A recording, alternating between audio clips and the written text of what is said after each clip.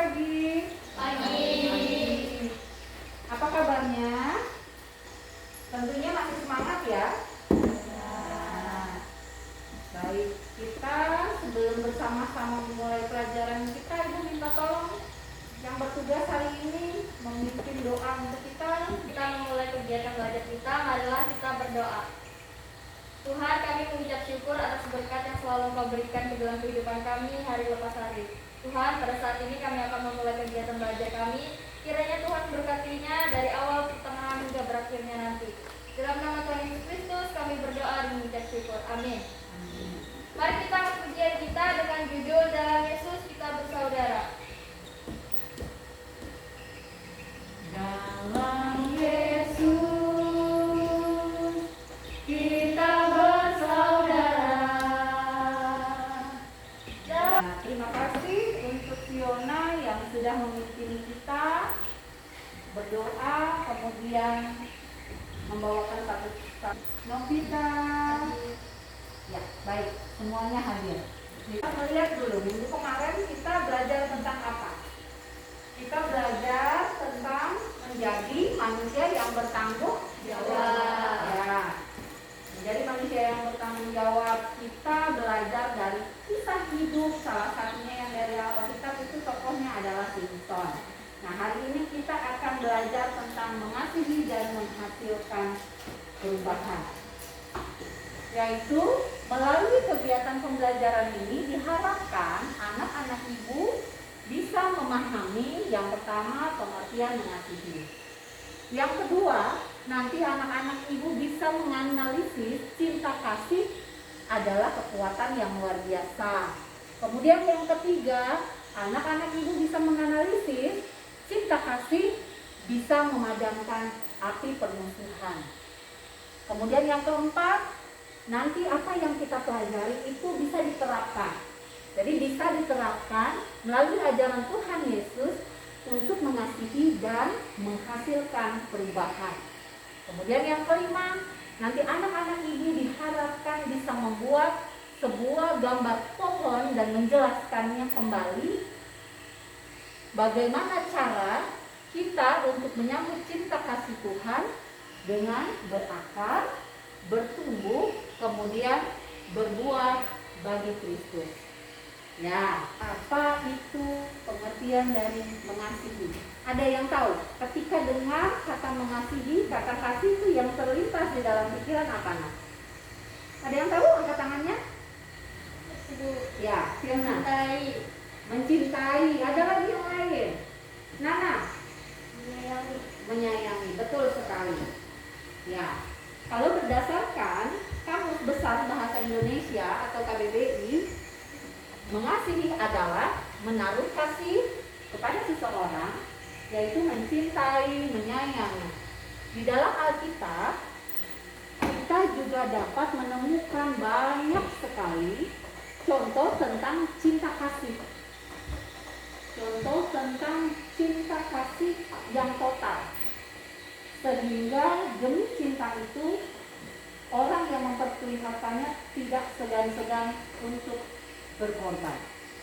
Di dalam Alkitab kita bisa melihat beberapa nas yang bisa jadi acuan kita mengenai mengasihi. Yang pertama dari Filipi pasal 2 ayat 5 sampai 11. Anak-anak ibu boleh dibuka Alkitab ini. Nah, di situ kita bisa belajar hal mengasihi dari kehidupan langsung dari pengorbanan Tuhan Yesus. Yang pertama. Yang kedua, bisa kita lihat lagi contoh hal mengasihi itu di dalam Alkitab, yaitu dari Lukas. Lukas pasal 15 ayat 11 sampai 32. Dalam perumpamaan anak yang hilang. Dan si anak bungsunya itu meminta agar diadakan pembagian harta warisan padahal ayahnya masih hidup. Itu cerita di dalam Lukas 15 ayat 11 sampai 32. Sekarang anak-anak ibu buka buku paketnya. Halaman 45 di situ tentang apa? Tentang kasih seorang ayah. Nah, hanya rela mengorbankan dirinya demi menyelamatkan istri dan anaknya yang terjebak di badai salju. Contoh yang kedua yang bisa kita lihat dari buku kita, halaman 47. Ya, buka halaman 47. Martin Luther Junior.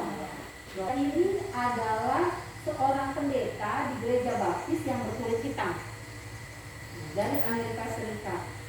Kata-katanya yang sangat terkenal itu adalah kegelapan tidak bisa mengusir kegelapan. Hanya terang yang dapat melakukannya. Kebencian tidak dapat mengusir kebencian, hanya cinta kasih. Hanya cinta kasih yang dapat melakukannya.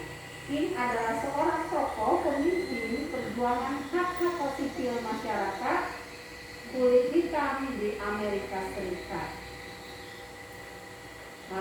Martin ini dia sering kali mendapat ancaman dari orang-orang yang tidak menyukainya.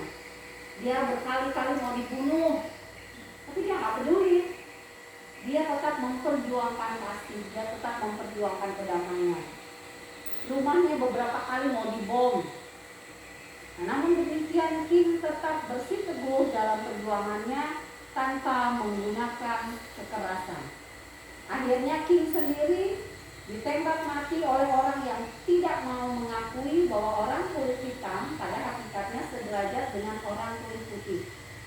Pada tanggal 4 April 1968, sekitar pukul 18 atau pukul 6 sore, King ditembak di balkon di sebuah hotel di Memphis, Tennessee, Amerika Serikat. Jadi dia memegang nyawa di balkon tempat dia menginap.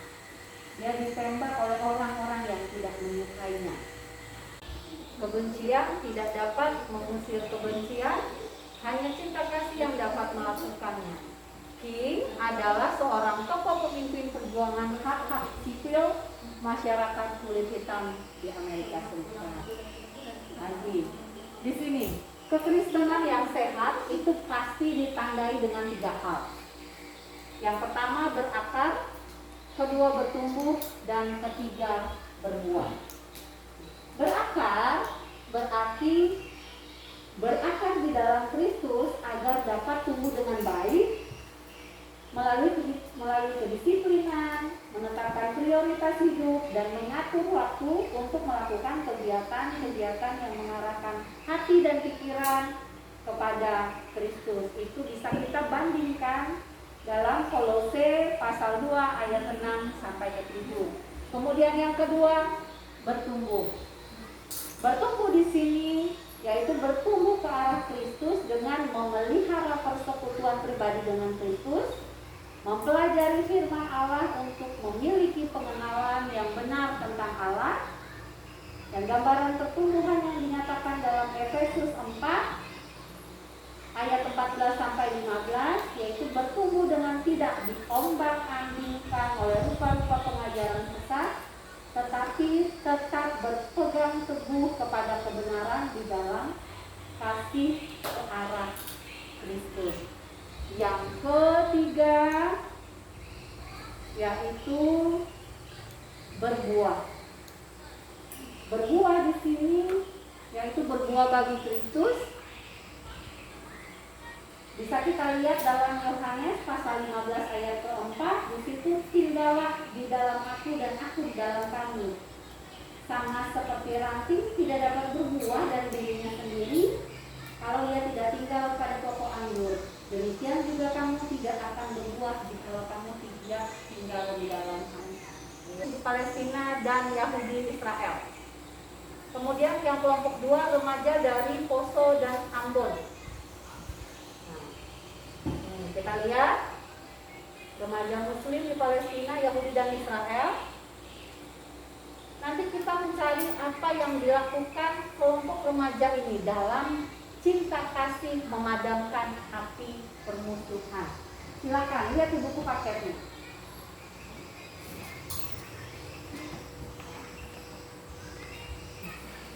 Bagaimana? Sudah kelompok 1 dan kelompok 2 sudah? Sudah. Sekarang silakan untuk kelompok 1 menyampaikan hasil diskusinya. Ya, berdiri silakan. Kami dari kelompok 1 ingin menyampaikan hasil diskusi kami tentang remaja Muslim Palestina dan Yahudi Israel. Contohnya, sebuah organisasi di Kanada, Peace in Together, dibentuk pada Januari 2004 dengan maksud untuk mengadakan camping selama 3 bulan. Baik, sekarang kelompok 2. Kami menyampaikan hasil diskusi kami yang beranggotakan 4 orang. Sebagai contohnya, sebuah pengalaman serupa juga pernah dialami sejumlah remaja dari Poso dan Ambon. Sidoarjo, Sleman, masing-masing daerah Maluku dan Poso mengirimkan 20 pelajar SMA dan 5 orang pendamping. Mereka mengadakan perkemahan ini dimaksudkan untuk mengatasi trauma yang disebabkan oleh konflik di kedua daerah itu, terutama. Baik, kelompok 1 tadi sudah menyampaikan apa hasil diskusinya, kelompok 2 juga sudah. Kita akan ambil kesimpulan dari hasil diskusi kita tadi. Jadi dari kedua contoh di atas, dari pemuda, remaja dan sama orang-orang Maluku dan Poso yang beragama Kristen dan Islam telah menolong membangkitkan pengertian dan kesediaan untuk saling menerima. Betul sekali. Nah, di sini jelas bahwa cinta kasih, saling pengertian, dialog, kesediaan untuk mendengar, menolong pihak-pihak yang berfriksi, berkonflik untuk saling mengerti dan kemudian memadamkan api permusuhan dan kebencian.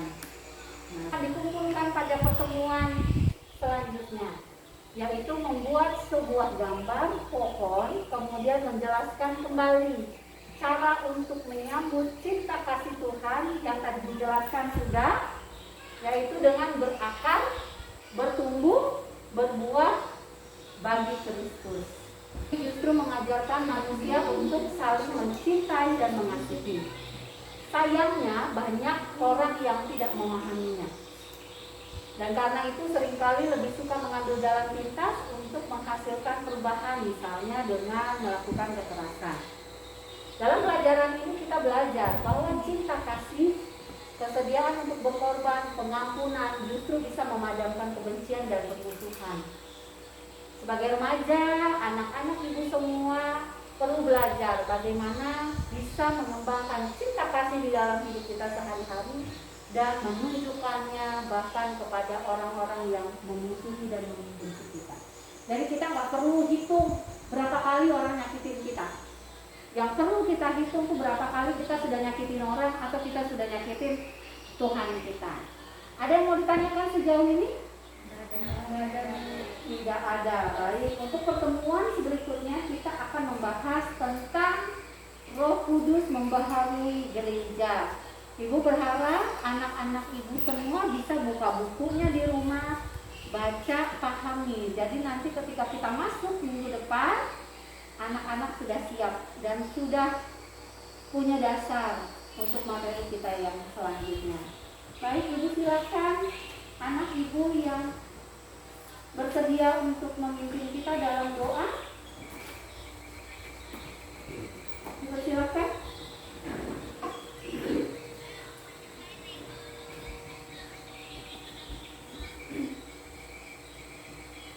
Teman-teman, sebelum kita mengakhiri pelajaran kita hari ini, marilah kita berdoa. Tuhan Yesus, terima kasih karena Engkau telah menyertai perbuatan belajar mengajar kami pada hari ini, sehingga kami dapat mengikutinya sampai akhir ini. Ya Bapa, kiranya setiap apa yang kami pelajari dapat terus kami ingat dan tidak akan melupakan begitu saja. Sebentar juga kami akan pulang ke rumah masing-masing. Karena kami melakukan aktivitas kami. Kiranya Engkau sampai kami selalu dengan waktu yang berada. Terima kasih, Tuhan Yesus, kami Yesus kami. Amin. Terima kasih. Tuhan Yesus berkati.